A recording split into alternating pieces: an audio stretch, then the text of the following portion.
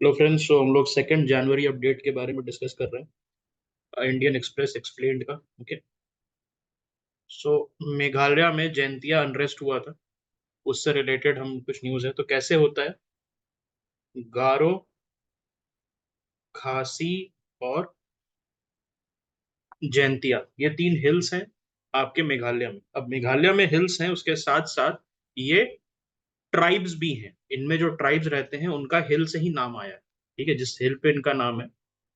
Okay. तो ये चीज है, this is hill as well as tribe. अब यहाँ पर प्रॉब्लम क्या थी, तो मेघालय ने अपना स्टेट एंथम निकाला था। मेघालय ने अपना स्टेट एंथम निकाला था, तो उसमें क्या था कि इंग्लिश था, गारो लैंग्वेज थी और खासी लैंग्वेज थी, बट जैंतिया लैंग्वेज नहीं थी। ओके। जनरली मिजोरम में बहुत डेलिकेट बैलेंस बनाना पड़ता है आपको इन तीनों ट्राइब्स में। तो होता क्या है, सीएम एक ट्राइब से होता है और फिर डेप्यूटी सीएम, 2 डेप्यूटी सीएम रखते हैं ये लोग, जो कि आपका बाकी ट्राइब से होता है। तो एक डेलिकेट बैलेंस बना के रखता है। लेकिन इन्होंने क्या किया, इस बार मेघालय के स्टेट एंथम से जैंतिया हटा दिया। उसके चलते बहुत सारे लोगों को आक्रोश आया है कि जैंतिया लैंग्वेज आपने क्यों हटाया। अब यहाँ पर जो है, Meghalaya is part of 5th schedule और 6th शेड्यूल। मेघालय जो है, क्या वो 5th शेड्यूल का पार्ट है या वो 6th शेड्यूल का पार्ट है? वो आपका 6th शेड्यूल का पार्ट है। किसके किसके साथ? ए एम टी एम, याद आया? ए एम टी एम कौन कौन सा है? Assam, M for Meghalaya, T for Tripura, M for Mizoram. Good. ठीक है, ये चारों है। तो उसमें जो है आपका, वो आपको कॉन्स्टिट्यूशनल, ओके, कॉन्स्टिट्यूशनल जो है आपको राइट देता है दैट आपका जो एरिया है वो अलग तरीके से गवर्न होगा। नाउ अल्टीमेट अथॉरिटी किसके पास है? 6th शेड्यूल एरिया की अल्टीमेट अथॉरिटी फिर भी स्टेट गवर्नमेंट के पास होती है। इस चीज को ध्यान में रखिएगा। जो अल्टीमेट अथॉरिटी होती है वो फिर भी स्टेट गवर्नमेंट के पास होती है। Autonomous district council under the 6th schedule of the Indian constitution आपका जो है ऑटोनोमस डिस्ट्रिक्ट काउंसिल बनता है। And the 6th schedule of constitution provides a list of 10 tribal areas, 10 tribal areas के बारे में हमें बताता है, जिसमें से 3 आपका मेघालय में है। कहां पर है? 3, 3 आपका मेघालय में है। तो ये जो है ऑटोनोमस डिस्ट्रिक्ट काउंसिल आपके, ये चारों 6th शेड्यूल स्टेट में बनते हैं। Each of these tribal areas constitute N autonomous district. और ये जो ऑटोनोमस डिस्ट्रिक्ट है उसमें एक आपका ऑटोनोमस डिस्ट्रिक्ट का काउंसिल होता है to govern this autonomous district which has been created by your 6th schedule. क्या ये चीज क्लियर है? ओके। क्या ये चीज क्लियर है? Okay. Autonomous district councils they have up to 30 members, 30 member होते हैं, जिनका टर्म कितने का होता है? 5 साल का टर्म होता है। कितने का टर्म होता है? 5 years का टर्म होता है। ठीक है। इसमें से 30 मेंबर में से 26+4 का कन्फिगरेशन होता है। किसका होता है? 26+4 का कन्फिगरेशन होता है, जिसमें से 4 जो हैं वो नॉमिनेटेड होते हैं और 26 जो है वो इलेक्टेड होते हैं। क्या होता है? 4 आपका नॉमिनेटेड होता है और 26 जो है आपका इलेक्टेड होता है। ओके।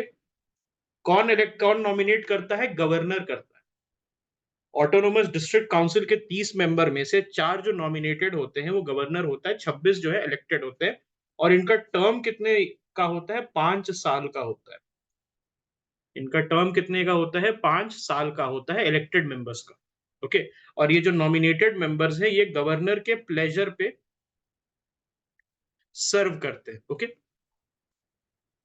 ये याद रखिएगा, term of district council is 5 years। Function क्या है? आपके ऑटोनोमस डिस्ट्रिक्ट काउंसिल का फंक्शन क्या है? तो फॉरेस्ट का management, appointment of traditional chief. देखिए आज भी जो है ट्राइबल एरियाज में चीफ्स होते हैं। ओके, क्या होते हैं? चीफ्स होते हैं, जो आपका वहां का जो लोकल कस्टम है, कस्टमरी रूल है, उसको आगे बढ़ाते हैं। ठीक है। Making regulations related to inheritance of property, marriage, divorce. तो यहां पर हमने बताया था, याद है मैंने एक चीज बताई थी, दैट खासी लोगों में, जो खासी ट्राइब के लोग होते हैं, उसमें सबसे यंगेस्ट डॉटर, उसको प्रॉपर्टी जाती है। याद आया? तो वो उस टाइप के जो रूल्स है उसको कौन अपहोल्ड करेगा? It is the autonomous district council which will make sure that such rules are upheld. Okay. Functions of ADC, तो they will make laws on the land. Land basis पे, मतलब land के basis पे वो rules बनाएंगे, जिसमें land cell, बाहर से कोई नहीं आ सकता है, इस टाइप के रूल बनाना कि बाहर से मनी लेंडिंग के बेसिस पे कोई भी असर्प नहीं कर सकता है लैंड। लैंड एलियनेशन से बचाएंगे। ओके। रेवेन्यू सोर्स क्या है एडीसी का, ऑटोनोमस डिस्ट्रिक्ट काउंसिल का? Taxes on profession. आपका कोई भी प्रोफेशनल टैक्स है, आप कोई प्रोफेशन परस्यू करना चाहते हैं, सपोज आप एक डॉक्टर, एग्जाम्पल के तौर पे आप एक डॉक्टर है और आप खासी एरिया में जा रहे हैं, और वहां पर आपने अपना, you are a doctor from latest से बिहार, बिहार से डॉक्टर है, खासी एरिया में जाके अपना प्रैक्टिस सेटअप कर रहे हैं। ओके, क्या कर रहे हैं? अपना प्रैक्टिस सेटअप कर रहे हैं। और वहां पर जाके आप क्या कर रहे हैं? आप अपना बिजनेस चला रहे हैं। तो वो क्या होगा? ऑटोनोमस डिस्ट्रिक्ट काउंसिल कह सकता है कि बाहर से आने वाले डॉक्टर्स पे इतना 10% का टैक्स है, 20% का टैक्स है, वट एवर। ट्रेड करना चाहते हैं, बिजनेस सेटअप करना चाहते हैं, तो एडीसी आप पे टैक्स लगा सकता है। ओके। कॉलिंग एंड एम्प्लॉयमेंट, अब किसी भी टाइप का एम्प्लॉयमेंट वगैरह जो है आप करना चाहते हैं वहां पर। Taxes on animals, vehicles and boats. तो आप कैटल ब्रीड करते हैं तो हो सकता है वहां उस पे टैक्स लग सकता है, व्हीकल्स पे, बोट्स पे टैक्स लग सकता है। Taxes on entry of goods into market, तो इसको क्या कहते हैं? There is a specific word for this. जब गुड्स आता है मार्केट के अंदर तो उसके लिए एक स्पेसिफिक वर्ड है, कोई बता सकता है? ऑक्ट्रॉय सुना है? Octroi, octroi. यस। तो ये आपका टैक्स होता है, म्युनिसिपैलिटी भी लगा सकती है उसी तरीके से। एडीसी समझ लीजिए म्युनिसिपैलिटी टाइप से ही वर्क करेगी। थोड़ा सा इसका कस्टमरी पावर होता है कि कस्टम्स के हिसाब से चल सकता है। Taxes for maintenance of school, dispensary और roads. Taxes for what? Maintenance of school, dispensary और रोड। ठीक है। और provision for excluded and partially excluded area, ये कल मैंने क्वेश्चन दिया था, आई होप सबका सही हुआ होगा। एक्सक्लूडेड और पार्शियली एक्सक्लूडेड एरिया जो था, फॉर ट्राइबल्स वेयर फेडरल और provincial laws would not apply until the governor assented came through the government of India act. तो सबसे पहले जो है ये एक्सक्लूडेड और पार्शियली एक्सक्लूडेड लॉ जो है ट्राइबल्स के लिए, ये कहां से बना था? ये गवर्नमेंट ऑफ इंडिया 1935 से बना था। और इसी को मॉडिफाई करके ये जो है excluded is your sixth schedule and partially excluded is your fifth schedule. बाद में जाके हमारे कॉन्स्टिट्यूशन में किस तरीके से लिया गया? Fifth and sixth schedule. तो याद रखिएगा, government of India act 1935। Okay. And this was adopted as fifth schedule and sixth schedule post independence. कौन सी कमिटी थी? Gopinath Bordoloi committee. This is very important. ये जो है गोपीनाथ बोरदोलोई कमिटी जो है उसके बेसिस पे आपका था। ठीक है। और यहां पर एक चीज हुआ था 1971 में, मणिपुर को भी ऑटोनोमस डिस्ट्रिक्ट काउंसिल दिया गया था, लेकिन मणिपुर का ऑटोनोमस डिस्ट्रिक्ट काउंसिल कॉन्स्टिट्यूशनल नहीं है। वो क्या है? स्टैट्यूटोरी है।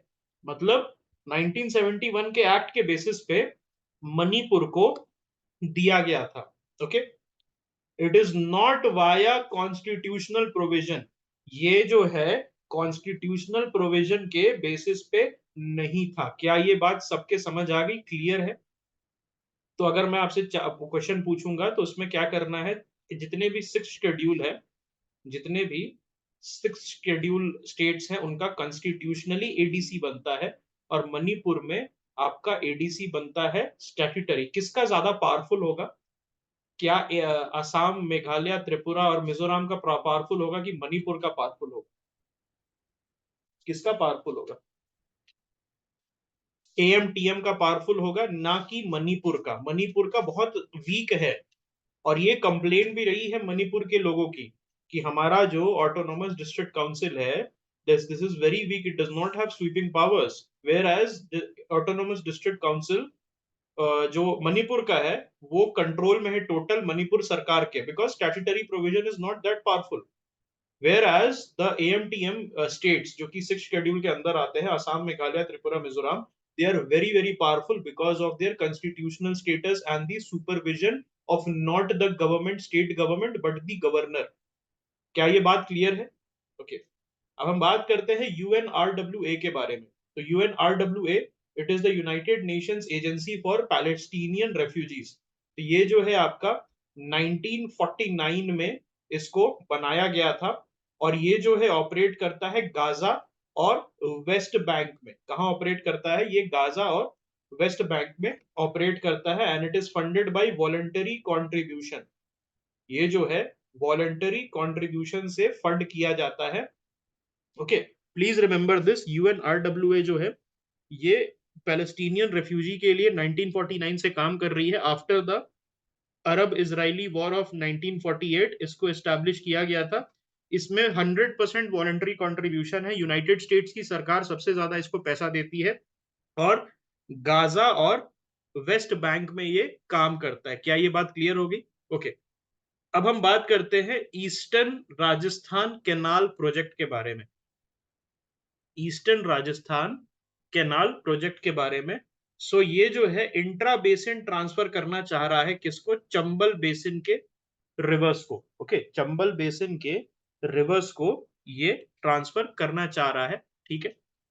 By utilising the surplus monsoon water that is available in the Kali Sindh, Parvati, Mej and the चाकान सब बेसिन।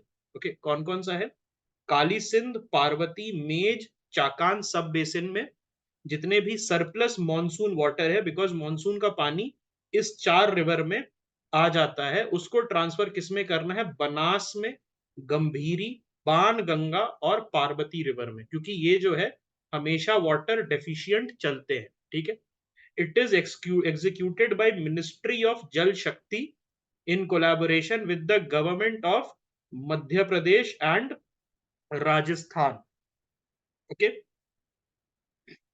कौन एग्जीक्यूट करता है? Ministry of Jal Shakti along with Madhya Pradesh and Rajasthan, ठीक है।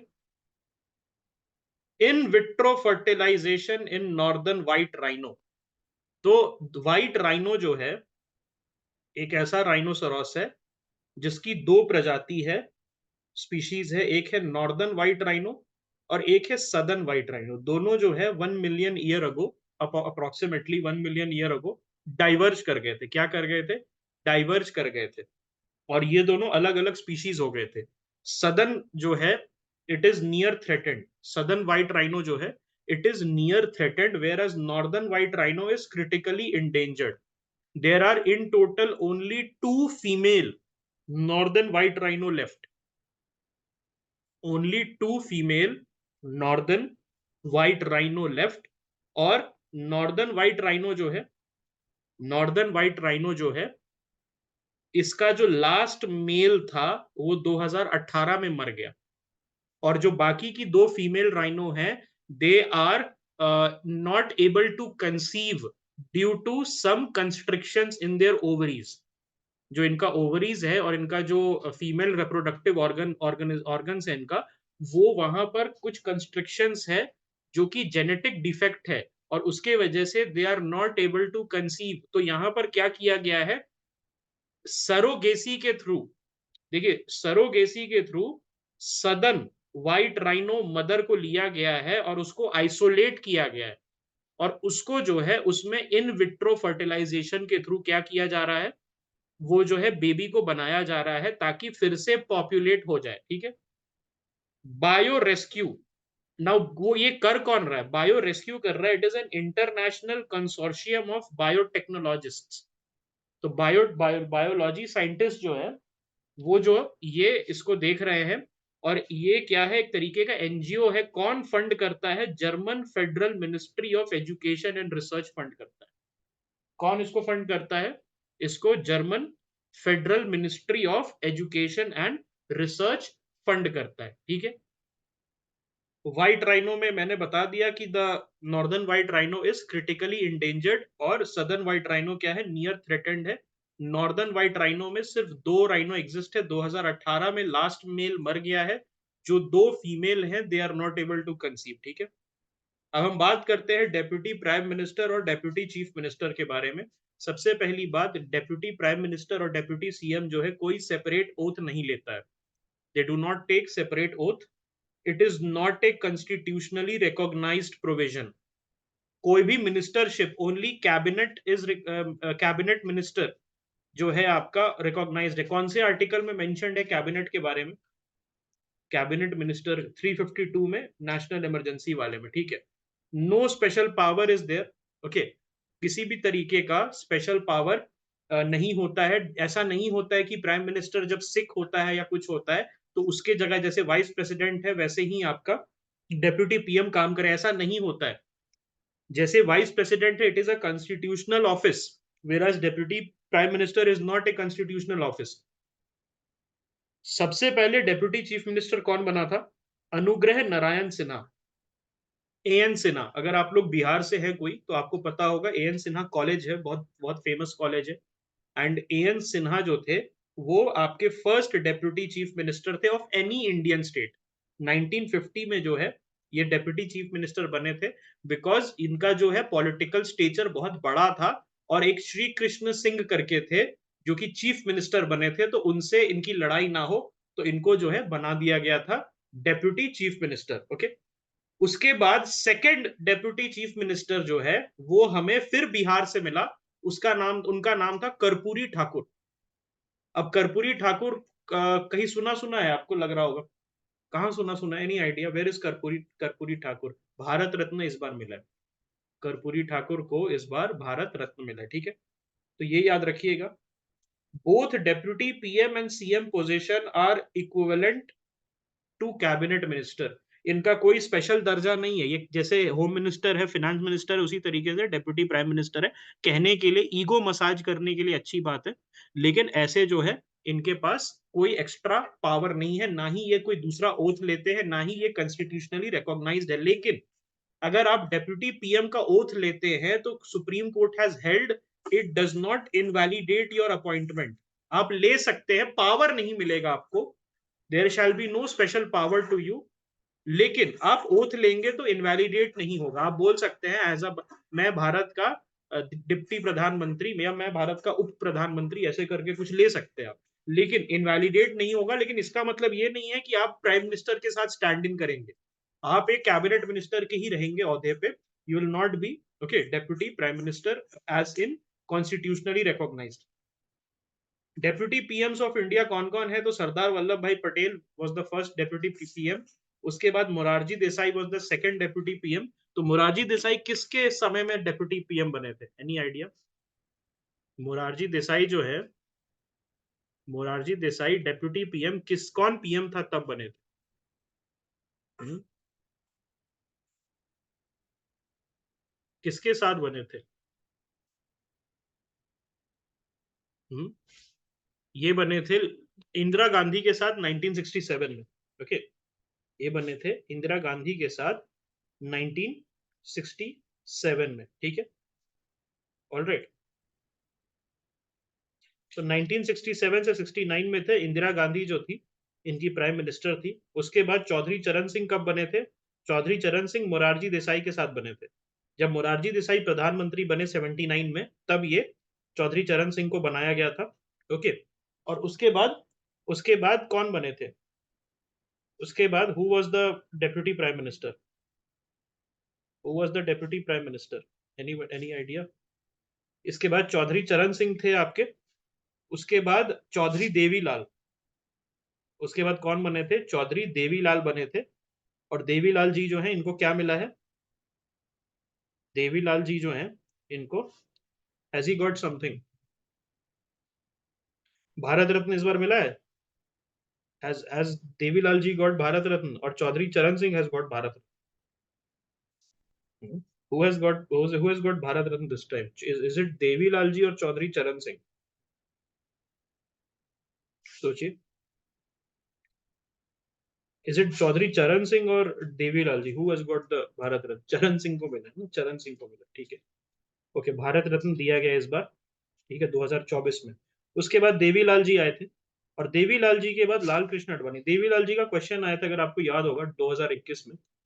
2021 में क्वेश्चन आया था, ठीक है, हाँ, 3 कंस्टिट्युएंसी वाला। और Lal Krishna Advani, this was true. उसके बाद देवीलाल जी के बाद 97 में जो रूल बनाया गया कि दो से ज्यादा आप नहीं लड़ सकते। लाल कृष्ण आडवाणी ये जो थे हमारे लास्ट डेप्यूटी प्राइम मिनिस्टर हैं, उसके बाद कोई नहीं, अभी तक ये ऑफिस जो है उसको कोई नहीं आया है, ठीक है। तो ये याद रखिएगा कौन कौन है। वल्लभ भाई पटेल, उसके बाद 67 में मोरारजी देसाई, फिर चरण सिंह, देवीलाल, एंड फाइनली लाल कृष्ण आडवाणी। अब हम बात करते हैं नासा के इनजेन्युइटी की। तो इनजेन्युइटी जो है, it is the first controlled flight इसने किया है, फर्स्ट हेलीकॉप्टर जो दूसरे प्लैनेट पे उड़ के आया है। और इसने जो है फर्स्ट कंट्रोल फ्लाइट किया है on another planet, which planet? Mars. And it is pass part of the perseverance rover, ठीक है, परसीवियरेंस रोवर। और ये जो है मार्स पे है। और ये जो है अभी क्या हुआ था इसका, इसका जो है परसीवरेंस लैंडर है, उसी से निकला था ये इंजेन्युइटी हेलीकॉप्टर। और इसका अभी वो टूट गया था, कनेक्शन टूट गया था। तो इस इन्होंने क्या किया था, परसीवरेंस को यूज करके इंजेन्युइटी के साथ कनेक्शन एस्टैब्लिश किया था। ओके, अब हम बात करते हैं स्क्वायर किलोमीटर अरे के बारे में। तो स्क्वायर किलोमीटर अरे इंडिया ने रिसेंटली ज्वाइन किया है as a full time member. India जो है एक फुल टाइम मेंबर की तरह आया है। Before square kilometre array, India already part है लीगो का। लीगो क्या है friends? It stands for laser interferometer gravitational wave observatory. क्या है? Laser interferometer gravitational wave observatory. Gravitational wave को स्टडी करने के लिए लीगो है। और आईटीईआर, और क्या है? आईटीईआर। आईटीईआर क्या है? It harnesses energy of nuclear fusion reaction. ITER क्या है? ये हार्नेस करता है energy of nuclear fusion reaction. Square kilometre अरे, ये जो है एक सिंगल लार्ज टेलीस्कोप नहीं है, बट एक कलेक्शन है। Please remember this. अब लाखों में, more than 2-3 lakh telescope around the world, जिसमें से ऑस्ट्रेलिया में अकेले 1,30,000 एंटीना जो है आपका जुड़ा हुआ है, ठीक है। It will not be a single large telescope, but a collection of thousands of dish antenna, lakhs of dish antenna, जो कि एक सिंगल यूनिट की तरह काम करेगा। छोटे छोटे छोटे टेलीस्कोप्स जो कि पूरे वर्ल्ड में फैले हुए। यहां पर एक चीज आपको समझना होगा, कोई भी अभी तक स्क्वायर किलोमीटर फैसिलिटी इंडिया में प्रेजेंट नहीं है, ना ही इंडिया में फ्यूचर में कोई प्लान है। इंडिया मेंबर बना है तो इंडिया क्या करेगा? एक्सेस करेगा। अब ये ओपन यूज एक्सेस पे, मान लो इंडिया को किसी साइंटिस्ट को एक्सेस करना है, तो वो एक पैसा भरेगा, कुछ पैसा देगा ऑस्ट्रेलियन टेलीस्कोप वालों को, और ऑस्ट्रेलियन टेलीस्कोप वाले उनको यूज करने देंगे। ओके, तो ये ओपन यूज जो है उसके थ्रू होगा, open use policy. Any countries researcher can gain access via competitive bidding. तो मान लो कि ऑस्ट्रेलिया के किसी टेलीस्कोप ने फाइंड किया कुछ, ओके, और उसको एक्सेस करना है, तो मल्टीपल कंट्री के लोग बोलेंगे मैं $50 दूंगा, मैं $100 दूंगा, मैं $2,000 $3,000 दूंगा। तो उससे क्या होगा, जो टेलीस्कोप वाले हैं वो भी इंसेंटिवाइज रहेंगे, और जो आपका यूज कर रहा है वो भी उसको भी एक मिल जाएगा बना बनाया data. Okay, giant metre wave radio telescope, GMRT जो है, giant metre wave radio telescope Pune में established हुआ है। And this is one of the most advance radio telescope in the entire world. और इसकी वजह से इंडियन साइंटिस्ट को बहुत अच्छा डेटा मिल पा रहा है, ठीक है। ये याद रखिए कहां पर है, पुणे में है। इंडियन पार्टिसिपेशन कैसे हो रहा है? National centre for radio astrophysics, तो वो स्क्वायर किलोमीटर अरे में एसकेए में काम कर रहे हैं, ठीक है। इसके पहले हमने कुछ और पढ़ा था, याद है? Atacama desert, Atacama square millimetre array वाला, याद है? तो वो जो था अटाकामा वाला, हाँ नहीं, हैप्स अलग है, हैप्स तो आपका ड्रोन था ना। HEPS was a high flying low zone, वो इवेंट होराइजन था, दैट इज डिफरेंट। ये यू आर करेक्ट। वो एटाकामा सब मिलीमीटर मिलीमीटर अरे जो था वो इवेंट होराइजन का पार्ट था। इंडिया में है कोई इवेंट होराइजन का telescope? Elma, very good, Elma telescope. India में कोई है इवेंट होराइजन होराइजन का? नहीं है, इंडिया में नहीं है, ठीक है। टोटल कितने हैं इवेंट होराइजन में? देयर आर 8, ओके, 8 टेलीस्कोप्स जो कि आपका सब जगह फैला हुआ है। अब हम बात करते हैं कोप्स रूल का। तो कोप्स रूल अभी ग्लोबल वार्मिंग के चक्कर में आपका न्यूज में था। तो ये सजेस्ट करता है क्या कि there is a tendency for animals groups to evolve larger body size over thousands and millions of years. ये क्या बोलता है? जैसे जैसे कंपटीशन कम होगा, कंपटीशन ज्यादा होता है तो लोग छोटे होते हैं, कंपटीशन कम होता है तो लोग लंबे होते हैं। एक्चुअली में आप देखिएगा ह्यूमन से लिंक करके, जो बड़े घर के बच्चे होते हैं जनरली, जिनकी फैमिली में पैसे की कमी नहीं है, तो उनकी हाइट अच्छी होती है।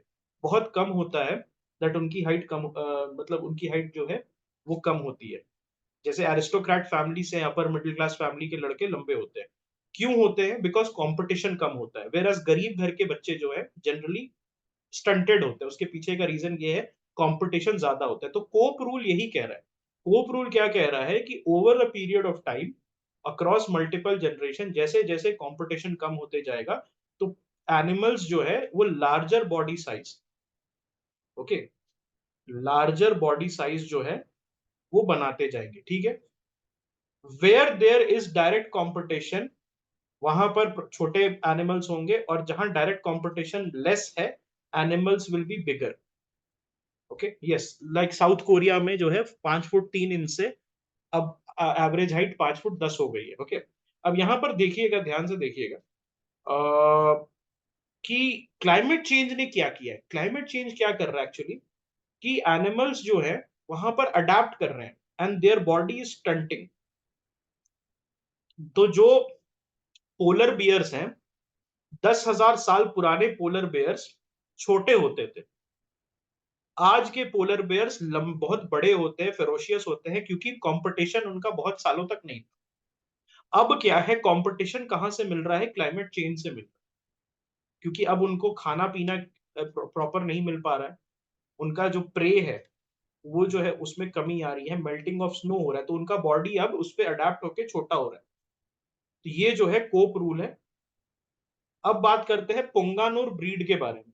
तो Punganur breed is an indigenous breed which is native to the Rayalaseema region, okay. Rayalaseema के चित्तूर डिस्ट्रिक्ट में होता है पुंगानुर। और पुंगानुर जो है मोदी जी खिला रहे थे मकर संक्रांति के दिन। काउ है, करेक्ट, इट्स अ काउ। और ये क्या है? कैटल्ड है, humped cattle. It's the unique dwarf breed and it is the shortest humped cattle in the world.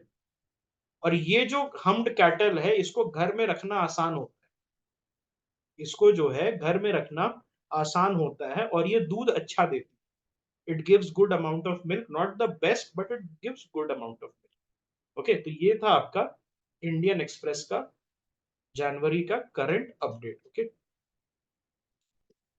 Any questions that you guys might have?